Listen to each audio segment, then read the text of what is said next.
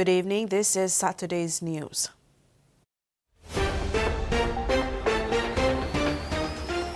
In this edition, thousands affected in Milne Bay and Bougainville. First 100 million kina for fuel relief.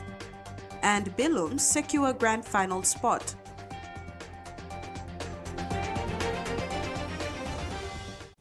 Around 50,000 people in and around Misima Island are being affected by Cyclone Mila. The LLG president of LOSED is in Alotau and expressed the difficulties they are facing in accessing information of the situation on the ground as travel has been restricted at this time and the islands are facing internet issues due to the weather.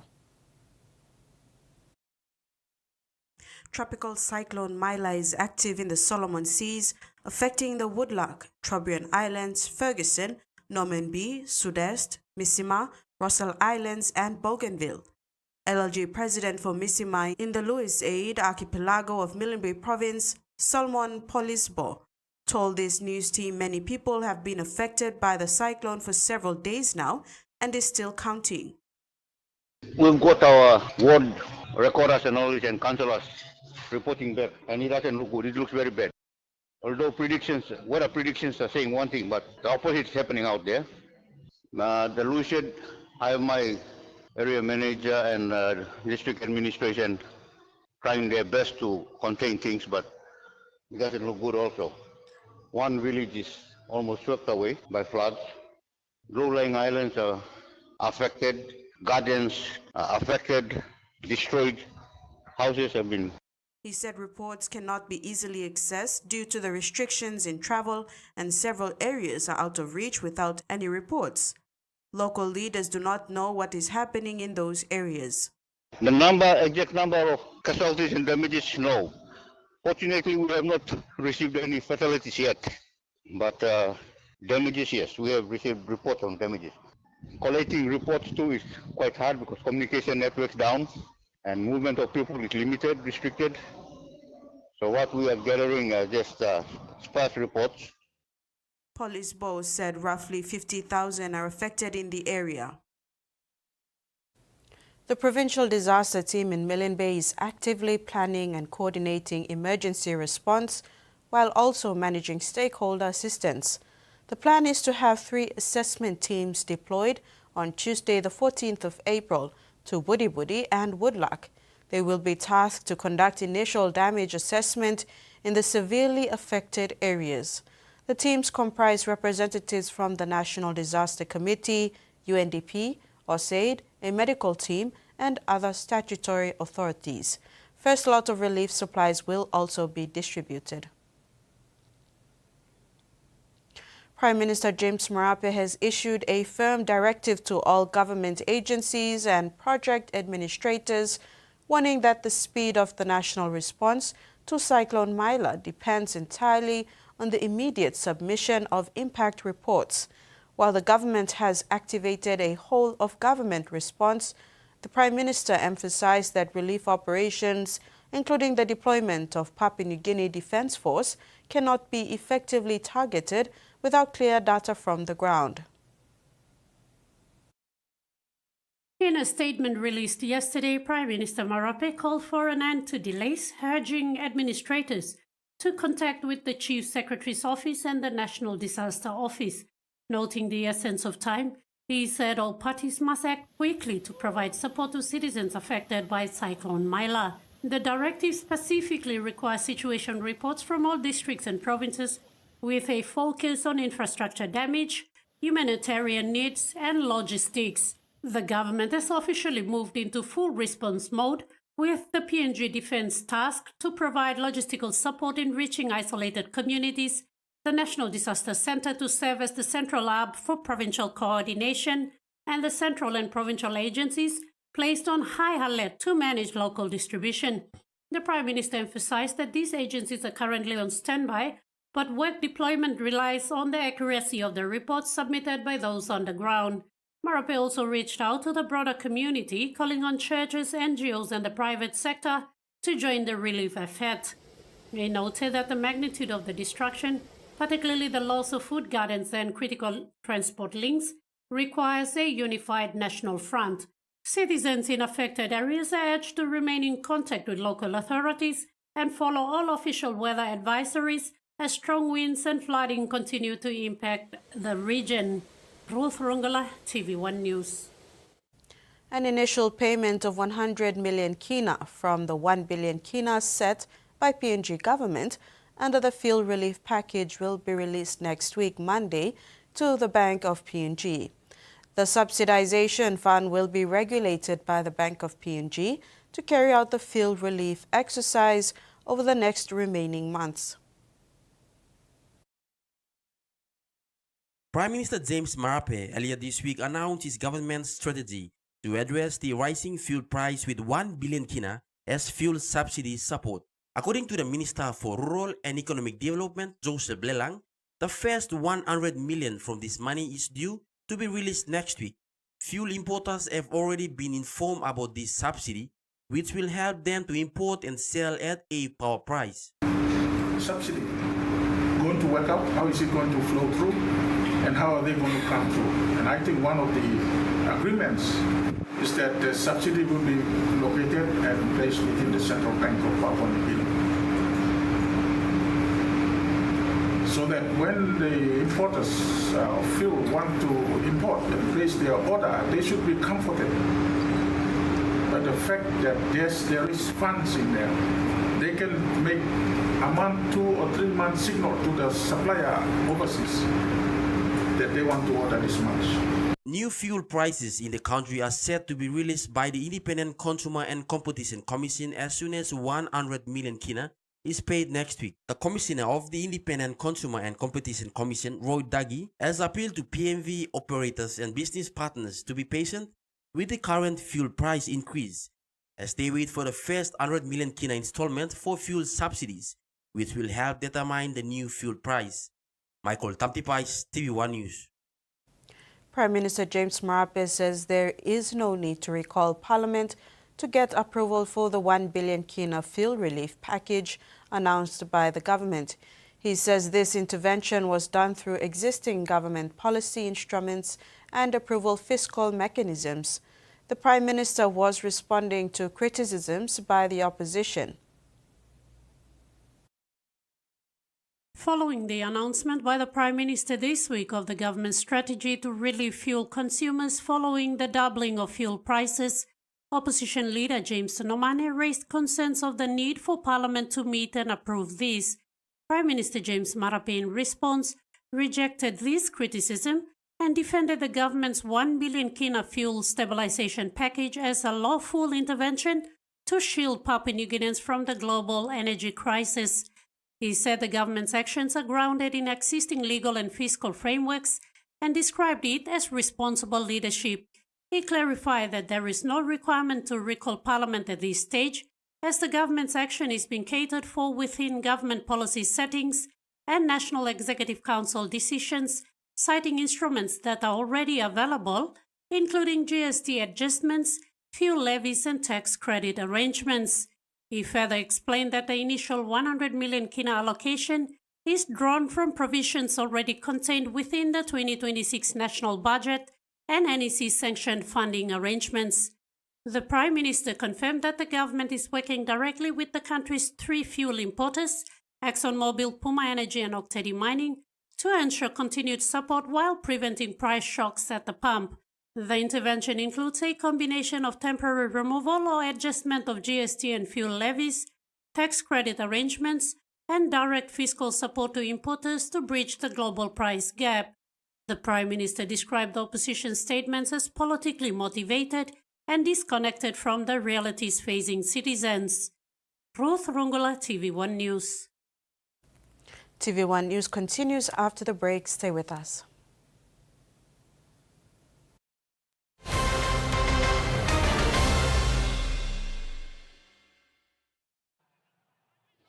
Hiya, Mama. You wait then, but me add him special flavor. Put in more flavor, put in more taste. Magic kakaruki up a big smile on face. Time cook him chicken, a great kumutu. Sip, sip, the moon. PNG and Mia. Find PNG made.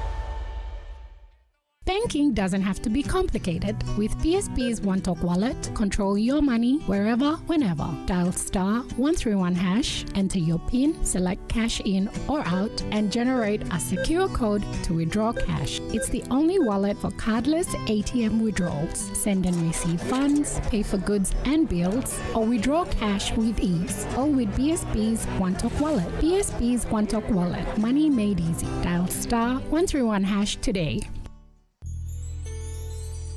Cold Power Citrus Blast uses stain-fighting active particles to remove dirt, grease and stains from your family's washing with less scrubbing and rubbing, reducing wear and tear and saving you time. Cold Power Citrus Blast has an amazing citrus fragrance that gives that extra freshness that will last all day long.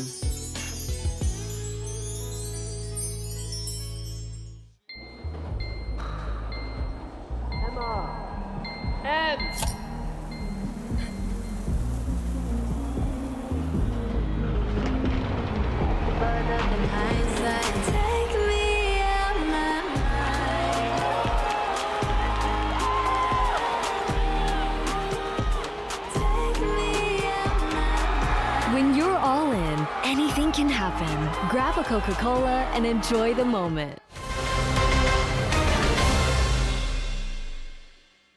Welcome back. There is an alarming rise in the number of dead fish in the waters of New Ireland province, with gruesome sightings of sea mammals washed ashore along the village coastlines lately. Locations of these discoveries have extended and now calls for immediate action by the PNG government. Fish kills in New Ireland has now extended to 3 new locations of Madina, Panafau, Ngavalus, and Kasalok villages, bringing the number of affected areas to 10. The previous confirmed communities were Kafkaf, Paruai, Lawan, Livitua, Mangai, Putput, and Ulul. What's more alarming is the gruesome sightings of dead sea mammals being washed ashore along the coastline. More dead fish and a dead dugong were found along the coastlines this week, and John Aini of Island Awareness, who inspected the dead animals, confirmed existing similarities. He said the dead fish had signs of skin burns with its gut literally pouring out, and interestingly was giving off decaying smell, and it was still bleeding from the mouth and the stomach. While a day before that, on Monday, April the 6th, compelling stories from locals at Medina confirmed fish found in the area to have greenish substance in them even after it was cooked. The locals are urgently calling for action from the PNG government as New Ireland continues to be on the global ocean community's radar due to the mysterious fish deaths in the province. Aini says they understand the scientific and technical requirements for such investigations, but the prolonged silence regarding the discoveries has reached a critical point. He stressed that Island Awareness, as the lead local NGO on the ground, with the support of international community, will exhaust all avenues until answers are given. Member for Moresby North East John Cowper has applauded the intervention of Prime Minister James Marape in halting the planned eviction at the Erima Wildlife Settlement. Cowper described this as a timely move that prioritizes the welfare of thousands of residents. Member for Moresby North East John Cowper expressed his appreciation for Prime Minister James Marape after the national government stepped in to address the situation. Cowper said had PM not intervened, more than 50,000 people living in the area would have been displaced. He said the Prime Minister's involvement had opened the door for a more balanced and humane outcome for both the land title holder and the wildlife community. So Prime Minister is taking a good step, and we other stakeholders, like Police Commissioner, thank you for understanding also, so that we work hand in hand so that there's a win-win situation and solution for everybody's win at the portion 3221, extending all the way to 8 Mile. The eviction was driven by a court order obtained by Net Holdings, the recognized landowner of the disputed land portion. While acknowledging the legal standing of the court's decision, Cowper emphasized that the social impact of removing such a large population could not be ignored. I'm not considering the third court order, but as an elected member for the area, I'm concerned about the welfare of the citizen, more than 50,000 plus people there. That's where I'm coming in, so that at least there is understanding between the developer, understanding from the stakeholders, and understanding from the dwellers or the illegal, we call it illegal settlers there. Cowper further said, many families in Erima Wildlife have lived in the area for years and consider it their home. Therefore, solving this issue in a humane way is important. While responding to questions that it is unfair for the government to carry out demolition at 2 Mile Hill and other areas in the city and spare Erima Wildlife, Cowper said Erima Wildlife situation is different from others. In the name of the safety of our community, we just move in to do demolitions. That also includes 4 Mile. But otherwise, there is no eviction at 2 Mile or no eviction at 4 Mile. It's a demolition under Section 55 of the City Act. Cowper said he will continue to work closely with the national government and relevant authorities to ensure a reasonable solution is achieved. Rex Litter, TVWAN News. In addressing his referral to the public prosecutor for misconduct in office, Cowper said this has not deterred him from performing his responsibilities as the member for Mosby North East, pending the outcome of the referral. He says his lawyers are looking into it while he concentrates on his day-to-day activities.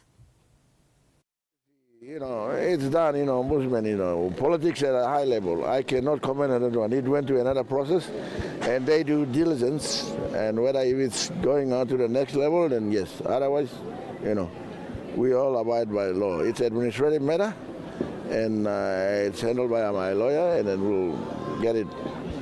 If it's proceed, we're looking forward. But it's all about what I put in, what they give me back. So it's all on the annual returns. This is TVWAN News. Sports is next. I'll join you on the other side with your news in sports.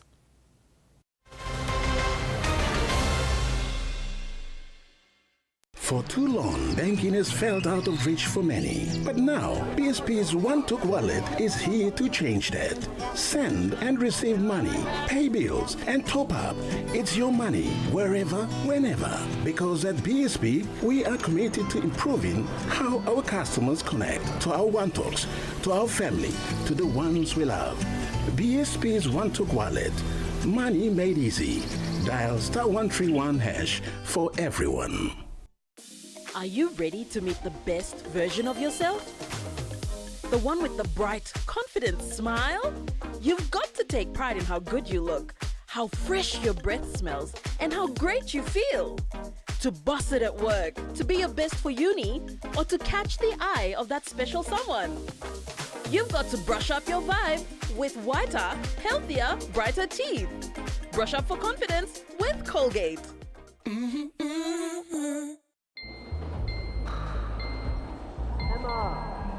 And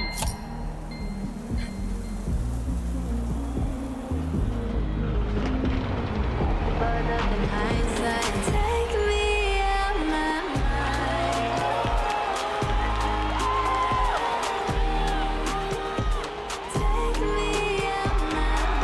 When you're all in, anything can happen. Grab a Coca-Cola and enjoy the moment.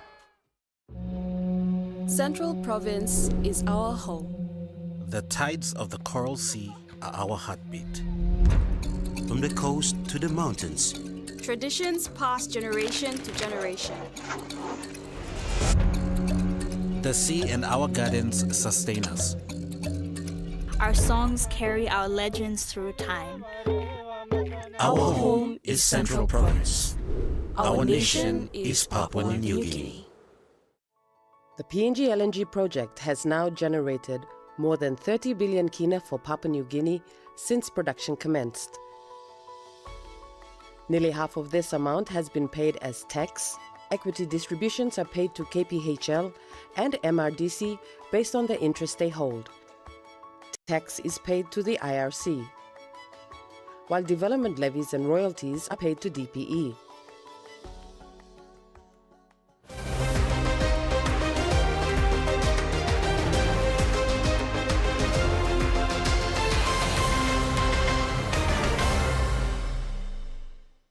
Thanks for staying with us.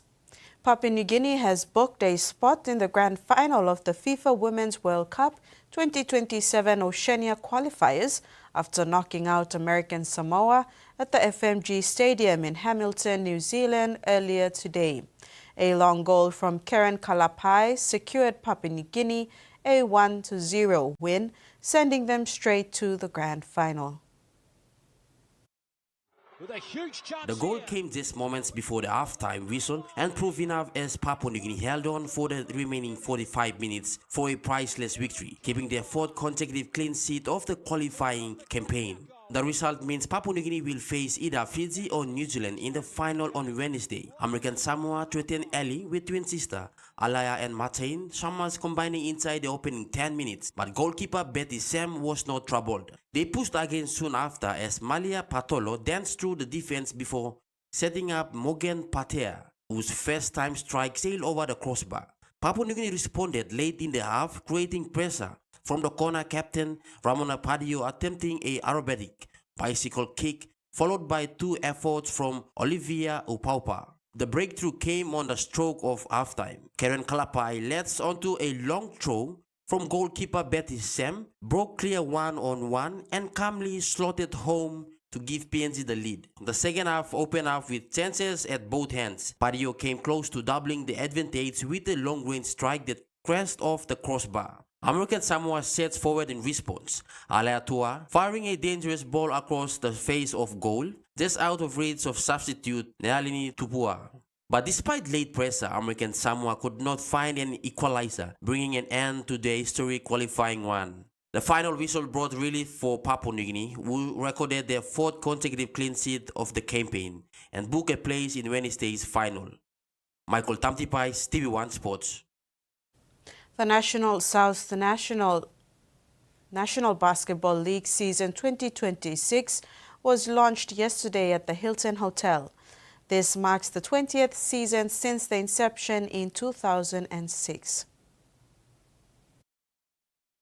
Petroleum Resource Kutubu or PRK-sponsored National South Basketball League is amongst the premier sporting tourneys in the country. For 2 decades, National South Basketball League presented some thrilling tournaments. This year will not be any different as the NSBL celebrates its 20th anniversary since its inception in 2006.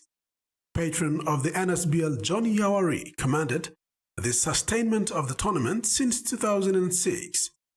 As part of the 20th anniversary, Yawari is planning to host 3 further NSBL tournaments, including hosting one in Southern Highlands Province. Yawari further highlighted the importance of the tournament and how it helps youths that are participating in the tournament. The National South Basketball League has been amongst top-notch competitions in the city. The competition has produced some international players, and this wouldn't be achieved without the support from corporate sponsors. He thanked PRK and other sponsors who have been supporting them the last 19 years. President of NSBL Silas Nicky said, participating teams have been great and provided updates on the competition entry and venue.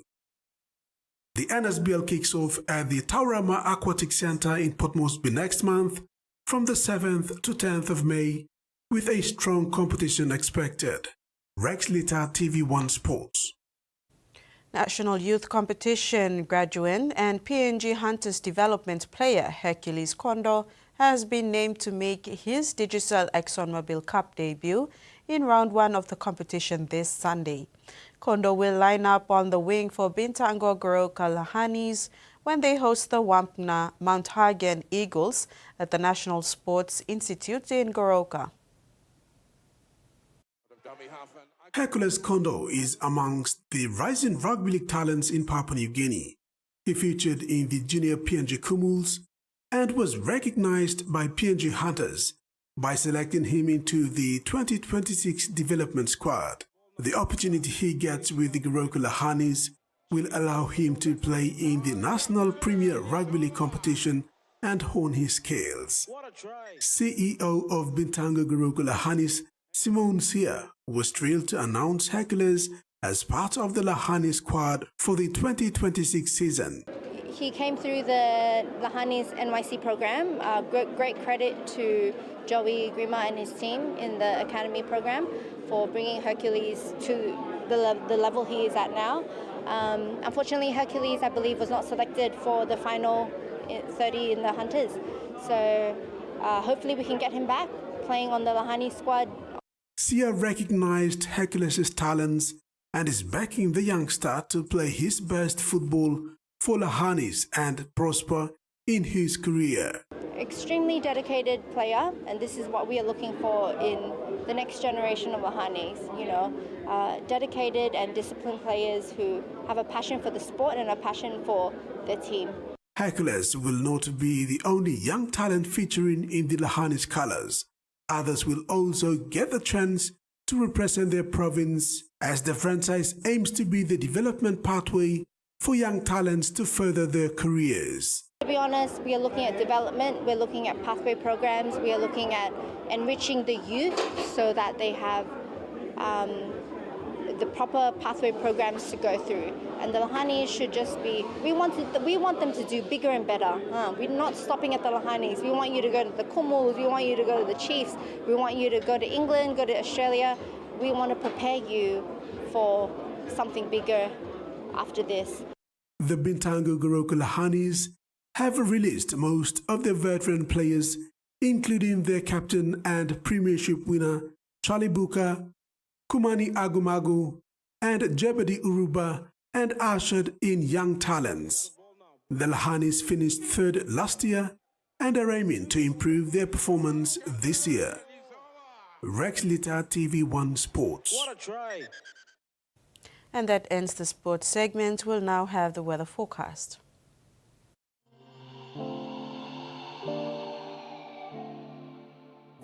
Regional forecast: Southern, isolated showers and thunderstorms with areas of heavy rain and potential to cause flash, riverine flooding over Milne Bay. Momase, isolated showers and thunderstorms becoming scattered over East Sepik Province, West Sepik Province and Madang. New Guinea Islands, scattered showers and isolated thunderstorms with areas of heavy rain and potential to cause flash and riverine flooding for the region. And Highlands region, scattered morning fog, isolated showers and thunderstorms with some areas of rain.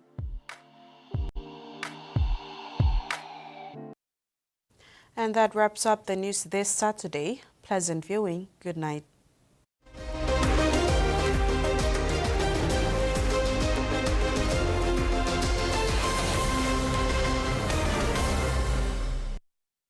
The TVWAN News was proudly brought to you by